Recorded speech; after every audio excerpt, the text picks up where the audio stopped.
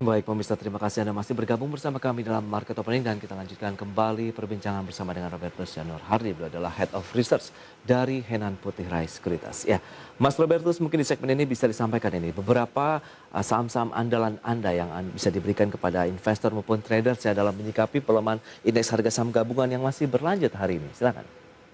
Ya, kalau kita ngelihat dari kondisi marketnya sendiri memang tidak dipungkiri ada potensi untuk melanjutkan sideways bahkan cenderung melemah gitu ya. Tapi Oke. untuk beberapa emiten masih layak untuk diperhatikan seperti misalnya ada BBCA, Telkom untuk yang sektor blue chipnya karena kita cukup yakin bahwa di saham-saham blue chip seperti perbankan dan telekomunikasi ini akan bisa lebih cepat rebound atau recovery kembali pada saat sentimen market mulai membaik nanti. Dan juga untuk yang second liner mungkin ada di sektor teknologi seperti Elang Mahkota, MTEK, dan juga sektor pertambangan yang Oke. terkait dengan harga emas dan tembaga, yaitu MBKA. Seperti itu mungkin bisa diperhatikan oleh investor. Baik, kita coba bahas satu persatu ya. BBCA, Telkom, MTEK, dan juga MDKA. BBCA ini beberapa waktu terakhir sempat dijual cukup besar begitu ya oleh investor asing dan lokal pun banyak yang mengikutinya. Bagaimana Anda bisa menentukan pilihan masuk di Bank BCA?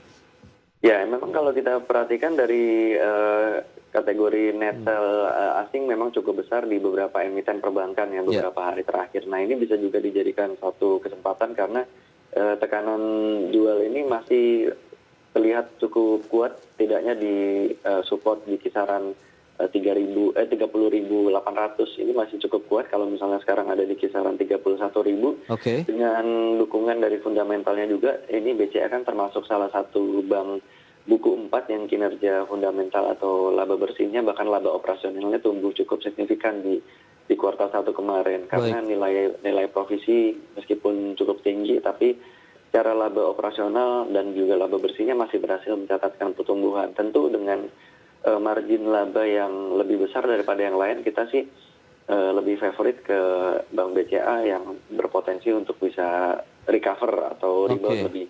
lebih besar daripada yang lain. The best enter yang bisa Anda sarankan kalau mau masuk di Bank BCA, sementara Anda katakan reboundnya ini lebih menjanjikan begitu untuk ke depan. Ya memang selama masih bisa bertahan di atas support 30.800 tentu untuk bisa menguji kembali level yang paling dekat ada di 33.000 sampai dengan 34.000 ini masih cukup terbuka peluang.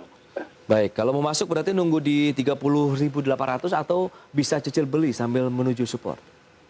Ya kita bisa melakukan strategi buy on weakness kalau misalnya melanjutkan pelemahan sampai dengan 30.800, tapi kalau misalnya Oke. sentimen market berbalik membaik gitu ya untuk bisa breakout di 32.400 tentu bisa menambah kembali posisi. Oh, itu dia.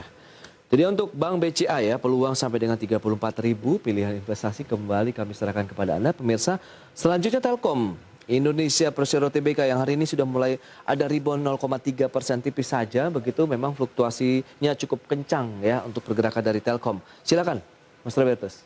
Ya didukung dengan fundamental yang cukup kuat di Oke. masa pemulihan pasca pandemi ini. Kita lihat laba bersih di kuartal 1 2021 kemarin ada pertumbuhan yang cukup signifikan juga. Secara teknikal juga kita melihat selama masih bisa bertahan di atas support 3130 tentu ini masih bisa berpotensi untuk menguji paling dekat ada di kisaran 3.250 sampai dengan 3.300 untuk Telkom sendiri, Mas. Baik, itu lebih kepada untuk short term trading juga ya kalau kita bicara mengenai Telkom. Ya tentu, kalau misalnya jangka panjangnya ini masih bisa berpotensi untuk secara teknikal ada di Ya. kisaran 3.500 sampai dengan 3.600 karena di situ pernah tercapai sebelumnya di level-level mungkin di bulan Maret sampai dengan Februari kemarin. Oke, itu dia untuk Telkom peluang di 3250 sampai dengan 3300 untuk short term trading, sementara untuk menengah panjangnya sampai dengan 3600 dengan batasan support di 3130. Berikutnya ada MTEK ini. Seberapa menarik MTEK kalau Anda lihat?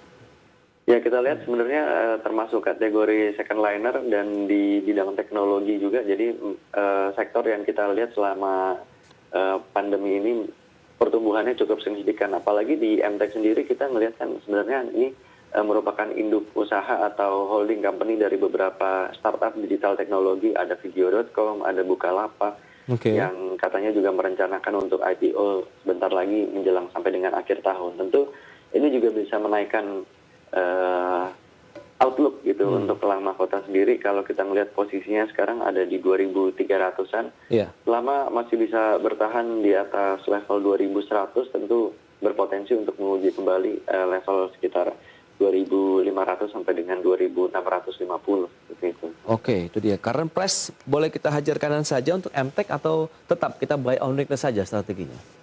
Iya, bisa dilakukan strategi buy on weakness menjelang supportnya di 2.100, itu bisa dilakukan akumulasi beli kembali. Oke. Tapi kalau misalnya berbalik breakout gitu ya ke atas resistennya di kisaran 2320, tentu bisa nambah posisinya kembali karena terbuka peluang untuk sekitar 2.500 sampai dengan 2.600-an kembali. Oke, itu dia untuk MTK ya, bisa menjadi pilihan investasi karena beragam ini emiten yang direkomendasikan oleh Mas Robertus. Dan selanjutnya MDKA yang justru hari ini naiknya sudah 2% ini. Ada apa dengan MDKA? Iya, tentu kalau kita melihat harga emas dan tembaga yang penguatannya cukup signifikan ya dari kategori logam mulia dan logam industri yang banyak digunakan. Kalau misalnya logam mulia itu kan terkerek dari estimasi akan adanya kenaikan inflasi baik itu di Amerika maupun di Indonesia sekalipun. Oke. Sehingga sebagai salah satu buffer terhadap inflasi, emas ini masih cenderung kita masih cukup yakin masih akan bullish. Dan juga copper atau tembaga ini sebagai salah satu logam industri pendukung elemen dari baterai kendaraan listrik dan juga baterai listrik lainnya. Nah, Ya, memang sempat terkena juga sentimen ya apabila kita ingin membangun pabrik khususnya untuk baterai listrik di Indonesia. Tapi kan perlahan-lahan kemarin juga sudah memulai memudar begitu sentimennya. Sementara MDKA berarti lebih karena didorong dari harga komoditasnya, dalam artian produk-produk yang mereka hasilkan. betul sekali. Kalau kita perhatikan memang dari segi tembaga maupun emas sendiri masih outlook-nya cukup positif karena logam industri dan logam mulia ini masih menjadi salah satu komoditi yang berharga di tahun pemulihan pasca pandemi dan juga untuk menuju ke green energy seperti itu. Oke. Nah, lantas bagaimana rekomendasi yang bisa Anda berikan untuk mengambil posisi beli MDKA yang sudah naik di atas 1%, bahkan tadi sempat 2%? Ya, betul sekali. Kalau kita melihat sebenarnya di level sekarang masih cukup menarik karena kemarin itu ada support yang cukup kuat di kisaran 2470. Tapi kalau misalnya masih teruji lagi ada di kisaran 2400. Jadi 2470, 2400 masih bisa dijadikan peluang untuk buy on weakness. Oke. Dengan peluang untuk bisa menguji kembali di kisaran 2800 sampai dengan 2900. Baik, itu dia 2.800, 2.900 dengan peluang sampai dengan 2.400-an untuk supportnya. Nah, di tengah penguatan yang terjadi dari MDKA sendiri, tadi Anda katakan current price boleh kita masuk. Dengan kondisi market yang juga volatile, apakah juga strategi investasi bagi investor maupun traders kita harus full power kah atau ya cicil beli saja begitu, hanya sekitar mungkin 30%, 50% begitu dari porto yang kita punya? Iya, kalau kita melihat kondisi pasar yang seperti sekarang gitu ya, sideways cenderung melemah, juga ada kekhawatiran mengenai second wave dari COVID-19 di beberapa negara seperti Malaysia yang paling dekat sekarang. Sekarang ada kekhawatiran juga di Malaysia, kekurangan ruang ICU begitu dikabarkan. Betul, di negara bagian, di beberapa negara bagian dan beberapa kota sudah mulai kekhawatiran adanya bed yang berkurang dan juga oksigen yang berkurang juga. Ini masih menjadi perhatian kita ke depannya. Apakah tentu kita tidak berharap untuk ini bisa tertular ke Indonesia. Kita harapkan masih tetap bisa menjaga protokol kesehatan. Tapi dari segi pasar internasional kita melihat di era globalisasi seperti sekarang tentu pengaruhnya terhadap aset kelas seperti saham ini bisa terasa sekali seperti itu, Mas. Nah, itu dia. Sampai kapan Anda melihat kondisi ini akan mempengaruhi pergerakan pasar modal yang juga kemarin ramai-ramai asing melakukan aksi jual, sementara kita investor domestik pun bingung begitu, haruskah kita mengikuti mereka atau tetap stay di pasar modal? Ya, betul, karena kita selalu mengutamakan strategi pembelian bertahap atau akumulasi bertahap, karena kita cukup yakin bahwa dengan adanya akselerasi vaksinasi nanti kemarin kan sudah datang yang dari Sinopharm beberapa juta dosis yang akan dimulai. Sepertinya di pekan ini juga akan ada sosialisasi dari Kadin mengenai vaksin gotong royong, yang kita tunggu aja gimana realisasinya. Tentu kalau misalnya ini bisa diakselerasi, tentu sentimennya akan lebih baik di negara-negara yang bisa mengatasi pandemi lebih cepat. Itu dia, Seperti itu, Badan Mas. POM juga sudah mengeluarkan izin darurat begitu ya, untuk penggunaan vaksin Sinovac juga begitu. Jadi paling tidak ada amunisi tambahan lah dari pemerintah begitu untuk melakukan vaksinasi yang sempat terganjal dengan adanya lonjakan atau tsunami pandemi COVID-19 di India ya. Kita tahu Ya. salah satu produsen juga AstraZeneca yang akhirnya di-ban dalam artian mereka tidak ingin mengekspor. Karena kebutuhan di dalam negerinya juga sedang tinggi-tingginya begitu, Mas. Iya betul, karena kita harapkan juga adanya vaksinasi lanjutan yang bisa terakselerasi lebih tinggi lagi ke depannya sampai dengan menuju akhir tahun Oke. dari segi Kementerian Kesehatan dan juga dibantu oleh Kadin seperti itu. Tips dari Anda, lantas seperti apa Mas Robertus untuk menyikapi perdagangan yang seperti ini?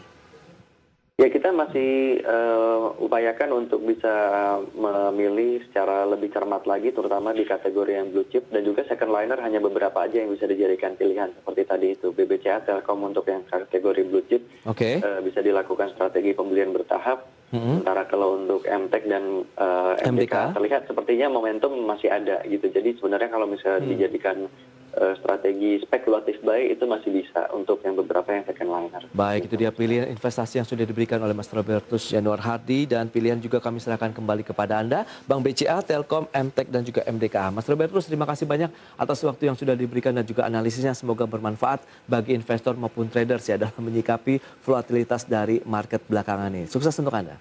Sama-sama, terima kasih Mas. Baik, pemirsa, demikian perbincangan kami bersama dengan Robertus Januar Hardi dari Henan Putih Rai Sekuritas. Di segmen selanjutnya, kami akan kembali dengan sejumlah informasi menarik untuk Anda.